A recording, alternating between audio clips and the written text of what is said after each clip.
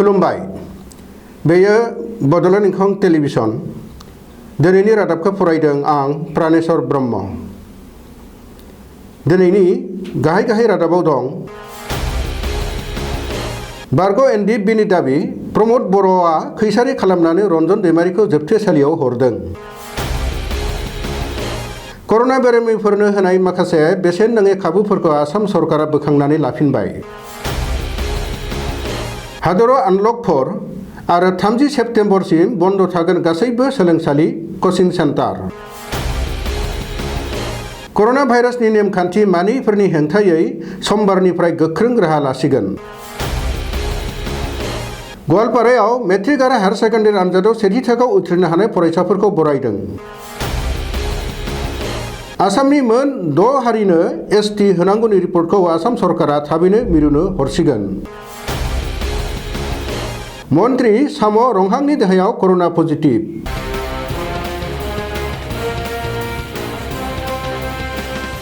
दानिया आबुं रादाब। प्रमद बर'आ खैसारि खालामनानै एनडिएफबिनि गायसनगिरि आफादगिरि रन्जन दैमारि एबा डिआर नाब्लाखौ जोबथेसालियाव हरदों। बारग' एनडिएफबि रन्जन दैमारि हानजानि सोद्रोमा बि दावहाथिलि, बि बाज्रेम आरो डि सुंथाग्रामोना खौरांगिरि मेल खुंनानै बे गेदेरथार अजदखौ होदों। बबेखानि बिटिआर गोरोबथाखौ एनडिएफबिआ खालामनो नागिराखैमोन आरो खालामनायबो नङामोन। नाथाय प्रमद बर'नि नारसिनथाबनायावसो बे गोरोबथाखौ एनडिएफबिआ खालामनो गोनां जादों होननानैबो बारग' एनडिएफबिनि सोद्रोमाफोरा बुंदों। खौरांगिरि मेलाव रन्जन दैमारि हानजानि सोद्रोमाफोरा बुंबावनाय बादिब्ला प्रमद बर'आ नासयनानै रन्जन दैमारिनि बिनानाव अनजालि दैमारिनो बिसायख'थिनि टिकेटखौ होआखिसै। बबेखानि प्रमद बर'आ अनजालि दैमारिजों माब्लाबाबो रुजुजाया आरो अनजालि दैमारिया प्रमद बर'नि बेसेबांबा गोजौ होननानैबो रन्जन दैमारि हानजानि बारग' एनडिएफबि सोद्रोमाफोरा खौरांगिरि मेलनि गेजेरजों बुंथिदों। रायजोआव कर'ना बेरामिफोरनो होनाय माखासे बेसेन नाङै खाबु आरो सिबिथाइफोरखौ आसाम सरकारा बोखांनानै लाफिननो थांखि लादों होननानै सनिबारखालि फोसावदों आसामनि सावस्रि मन्थ्रि डक्टर हिमन्त बिश्व शर्माया। मख'नो गोनांदि सिगां समाव साफ्रोमबो कर'ना बेरामिफोरनो गासैबो रोखोमनि खाबु आरो सिबिथाइफोरखौ रायजो सरकारा बेसेन होलायाजासे होबोनाय जादोंमोन। नाथाय सावस्रि मन्थ्रिया फोसावनाय बादिब्ला कर'ना बेरामिफोरनो होनाय बेफोर माखासे बेसेन नाङै सिबिथाइफोरनिफ्राय माखासे सिबिथाइफोरखौ सरकारा बोखांनानै लाफिनसिगोन आरो बेफोर सिबिथायनि थाखाय कर'ना बेरामिया गावनो बेसेन होनांसिगोन। बे सिबिथाइफोरानो जादों जायफोर सोद्रोमाफोरा गावनि RT-PCR रिपर्टखौ 24 घन्टानि गेजेरावनो मोननो लुबैदोंब्ला बिसोरो सरकारनि देहा फाहामसालि एबा टेस्ट खालामनाय थावनियाव 200 रां फिस होनांसिगोन। कर'ना बेरामिफोरा प्राइभेट हस्पिटाल एबा नार्सिं हमनिफ्राय प्लाज्मा लायोब्ला प्लाज्मा किटनि थाखाय 6,000 रां फिस होनांगोन। कर'नानिफ्राय उदां जानायनि उनाव देहा फाहामसालिनिफ्राय गावबा गावनि न'आव फैनायनि राहाखौ बेरामिफोरानो खालामनानै लानांगोन। नाथाय रिलिज जानायनि उनाव जिल्लानि सिङावनो बेसेन होआलासेनो दावबायनो हागोन। सरकारि देहा फाहामसालिनि केबिननि थाखायबो कर'ना बेरामिया बेसेन होनांगोन, नाथाय मुलिफोरखौ फ्रियावनो मोनगोन। उननि समफोराव कर'ना बेरामिफोरा सरकारि देहा फाहामसालियाव एडमिट जायोब्ला जानाय आदारखौबो गावबा गावनो थियारि खालामनानै लानांगोन। नाथाय बेफोर गासैबो खाबुखौ बिपिएल आरो राङारि गोग्लैसोनाय थाखोनि कर'ना बेरामिफोरा बेसेन होनाङा जासे मोनगोन होननानैबो सावस्रि मन्थ्रिया बुंदों। मैया मिरु सरकारनि नखर बिफाननि सचिब अजय भाल्लाया हादराव आनलक 4 खौ फोसावो। बे फोसावनाय बादियैब्ला हादराव गासैबो सोलोंसालिफोरा 30 सेप्तेम्बरसिम बन्द थागोन। बबेखानि कन्टेनमेन्ट जननि बायजोआव थानाय गासैबो सोलोंसालिफोराव 21 सेप्तेम्बरनिफ्राय 50% फोरोंगिरिफोरा फरायसालिफोराव फरायसाफोरखौ सोलोंथाइनि सोमोन्दै बिथोन होनो हागोन होननानैबो फोसावदिङाव बुंनाय जादों। मख'नो गोनांदि मिरु सरकारनि बे आनलक 4 फोसावनायनि एसे सिगाङावनो नाथाय आसामनि सोलोंथाइ बिफाननि मन्थ्रि डक्टर हिमन्त बिश्व शर्माया 15 सेप्तेम्बरनिफ्रायनो HS जोबथा बोसोर आरो डिग्री 3थि बोसोरनि क्लासफोरा जागायगोन आरो 1 सेप्तेम्बरनिफ्रायनो फोरोंगिरिफोरा फरायसालिफोराव नुजाथि हैथारनांगोन होननानै फोसावदिं बिथोनाव बुंदोंमोन। फोसावदिंफोरखौ नायनानै बेखौ बुंजायो दि बेयो मोनसे नोजोरथि होनो गोनां बाथ्रा जादों। बेराफारसेथिं फोरोंगिरिफोरनि COVID-19 टेस्ट नायनायखौ डक्टर हिमन्त बिश्व शर्माया 15 सेप्तेम्बरसिम बारायदेरबाय। जायफोर सुबुङा कर'ना भाइरास होबथानायनि जुनै फोसावनाय नेमखान्थिफोरखौ सेफायगोन बिसोरनि हेंथायै गोख्रों राहा लानाय जागोन होननानै आसाम सरकारा फिन खनसे फोसावबावबाय। आसामनि चिफ सेक्रेटारि कुमार चन्द्र कृष्णया टुइट खालामनानै फोसावनाय बादिब्ला फैगौ समबारनिफ्राय सुबुं थुबुर जानाय जायगायाव जायफोर सुबुङा मास्क गाना एबा मोखां खोबथेग्रा गाना आरो सुबुं जानथायखौ फालिया बिसोरनि हेंथायै गोख्रों राहा लाफिननाय जासिगोन। बबेखानि बे समाव बांसिन सुबुंफोरानो कर'ना भाइरासनि माखासे मानिनो गोनांथार नेमखान्थिफोरखौ सिफायनायखौ नुनो मोननाय जादों। बेजों लोगोसेनो बाहेरायाव ओंखारना जायफोर सुबुङा मास्क गाना बिसोरनिफ्राय 1000 रां जरिमाना लानाय जागोन होननानैबो चिफ सेक्रेटारिया फोसावदों।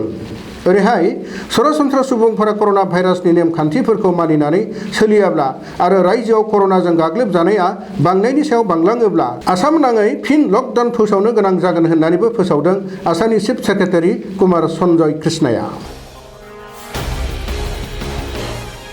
दिनै Bodofa U N. Brahma cultural complex नब्लाङाव गवालपारा जिल्ला बर' थुनलाइ आफाद, गवालपारा जिल्ला दुलाराय बर' फरायसा आफाद आरो गवालपारा जिल्ला बर' आइजो अनसाय आफादा जर'खायै 2020 मायथाइनि गोजौ फरायसालिनि जोबथा आनजाद मेट्रिक आरो हायार सेकेन्डारि थामहिनबा 12 थाखोनि आनजादाव सेथि थाखोआव उथ्रिसार जानो हानाय फरायसा फरायसुलिफोरखौ बरायनाय हाबाफारिजों लोब्बा लाखिनानै खुंनाय मान बावनाय फोरबोखौ बेखेवनानै होयो दुलाराय बर' फरायसा आफादनि हारिमु नेहाथारि आकाश खाख्लारिया। बे फोरबोआवनो फुंखा सुबुं महरै बाहागो लायो दुधनै फरायसालिमानि बर' बिफाननि बिबुंगोरा पुर्ण चन्द्र खाख्लारिया। बे हाबाफारियावनो आसाम सरकारनिफ्राय हारिमुआरि पेन्सन मोननो हानाय मुंदांखा सिफुं सुग्रा माजपारा गामिनि लांगाराम खाख्लारि, गेलेमु बान्था मोननो हानाय दुधनै सियालमारि गामिनि नबिन चन्द्र बसुमतारी, गेलेमु बान्था मोननो हानाय हेमेन भकतनि अनजालि बिसि आनन्द भकत दैमारि आरो आसामनि गेजेरावनो गिबिसिन कक'आ चकलेट आबाद मावनानै जौगासार जानो हानाय लोगोसे आसाम सरकारनिफ्राय साबसिन आबादारि बान्था मोननो हानाय सेनायसिरि बसुमतारी मोनखौबो बरायफानाय जायो। बे हाबाफारियाव बर'नि गुबुन गुबुन माहारियारि आफादनि बारग' आरो आथिखालनि बिबानगिरिफोर आरो फरायसाफोरजों लोगोसे बिसोरनि बिमा बिफामोनाबो बाहागो लायो। बबेखानि 2020 मायथाइनि मेट्रिक आरो हायार सेकेन्डारि आनजादाव सेथि थाखोआव उथ्रिसार जानो हानाय फरायसाफोरनो मुंदांखा आबादारि सेनायसिरि बसुमतारीया फांफा फांफा कक'आ बिफां दान होफायो। दुधनैनिफ्राय बुद्धदेब खाख्लारिनि रिपर्ट। आसामनि मोन 6 हारि फारियै कच राजबंशी, ताई, आहम, चुटिया, मरान, मटक आरो साहा बागानिया हारिफोरनोबो एसटि होनाङिनि रिपर्टखौ आसाम सरकारा थाबैनो मिरुनो दैथायहरसिगोन। बे बाथ्राखौ बुंदों आसामनि गिबि मन्त्रि सर्बानन्द सन'वालआ। मख'नो गोनांदि आसामनि मोन 6 हारिफोरनो एसटि होनायनि बागै दानानै होजानाय मन्थ्रिफोरनि मोनसे टीमा नायबिजिरदों आरो बे टीमा गनायथाय रिपर्टखौनो आसाम सरकारा मिरु सरकारनोबो दैथायहरगोन। बबेखानि आसामनि थाखानाय एसटिफोरनि जेबो खहा खालामाजासेनो आसामनि मोन 6 हारिफोरनोबो एसटि मान होनो थाखाय आसाम सरकारा राहा लागासिनो दं होननानैबो गिबि मन्थ्रिया सुलुङाव बुंदों। बेनि अनगायैबो मोनफा मोनफा हारिनि रैखाथि थामोनथानि थाखाय हारिखौ लानानै अट'नमास काउन्सिलफोर दानानै होनायनि बागैबो आसाम सरकारा हाबाफारि लागासिनो दं होननानैबो गिबि मन्थ्रिया बुंदों। हाजोआरि ओनसोलनिफ्राय रिप्रेजेन्ट खालामनाय आसामनि मन्त्रि साम' रंहांनि देहायाव कर'ना पजिटिभ मोननो हादों। शनिबारखालि साम' रंहांनि देहायाव कर'ना पजिटिभ मोनदों। साम' रंहांआनो गिख्रंथाव कर'नाजों गाग्लोबजानाय आसामनि गिबिसिन मन्त्रि। बबेखानि आसामाव सरासनस्रा सुबुंफोरजों लोगोसे गोबांसा एमएलएफोरनि देहायाव कर'ना पजिटिभ मोननाय जादोंमोनब्लाबो सासेबो मन्त्रिनि देहायाव कर'ना पजिटिभ मोननो हायाखैमोन। बे समाव मन्त्रि साम' रंहांखौ गुवाहाटी नोगोरमानि गंसे प्राइभेट हस्पिटालनि आइसिइउआव ट्रिटमेन्ट खालामनाय जादों होननानै मिथिनो मोननाय जादों। मख'नो गोनांदि दिनैसिम आसामाव सा 26 राजखान्थिगिरिफोरा कर'नाजों गाग्लोबजाबाय। बेनिनो सासे मन्त्रि, सा 20 एमएलए आरो 2 एमपि। दानिया बोथोरनि खौरां। भारतनि बोथोर बिगियानख'नि सुलुं बादियै गाबोन समबार 31 आगस्ट खालि बड'लेण्ड हालामनि अख्राङाव दोमैलुनायजों लोगोसे सान्दुं दुंनायनि इसारा दं। बड'लेण्डनि आवथायाव थानाय मोनब्रै जिल्लानि बोथोरनि गाबोननि सुलुंफोरा जाबाय फारियै क'क्राझार जिल्ला। गाबोन क'क्राझार जिल्लायाव बोथोरा 31 डिग्री सेल्सियास जागोन। फुंबिलि समाव अखा दोमैनायजों लोगोसे अखाबो हानो हागौ। सानजौफु समाव अखा दोमैनायजों लोगोसे अखा हानाय आरो सान्दुंबो दुंनायनि इसारा दं। थिग बेबादिनो हरनि समाव अखा दोमैनायजों लोगोसे अखा हानायनिबो जाथावना दं। चिरां जिल्ला। गाबोन चिरां जिल्लायाव बोथोरा 31 डिग्री सेल्सियास जागोन। फुंबिलि समाव अखा दोमैनाय, अखा हानाय आरो सान्दुं दुंनायनिबो इसारा दं। सानजौफु समाव अखा दोमैनाय, अखा हानाय आरो लोगोसे सान्दुं दुंनो हागौ। थिग बेबादिनो हरनि समावबो अखा दोमैनायजों लोगोसे एसे बिबांनि अखाबो हानो हागौ। बाक्सा जिल्ला। गाबोन बाक्सा जिल्लायाव बोथोरा 31 डिग्री सेल्सियास जागोन।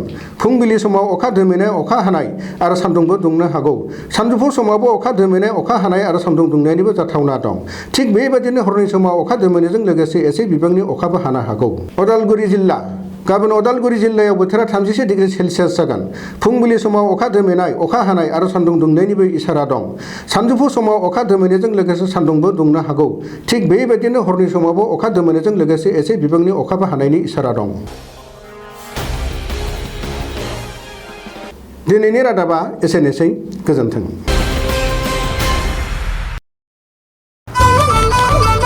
खुलुमबाय, आं रिंकु मनि नार्जारी बड'लेण्ड इंखं टेलिभिजननि स्टुडिअ'निफ्राय फोसावनो सिगांदों मोनसे गोजोनथाव खौरां। बड'लेण्ड इंखं टेलिभिजनआ बानजायनो लादों अल इन्डिया लेभेलनि मोसानाय बादायलायनाय बड'लेण्ड डान्स मास्टार सिजन 1।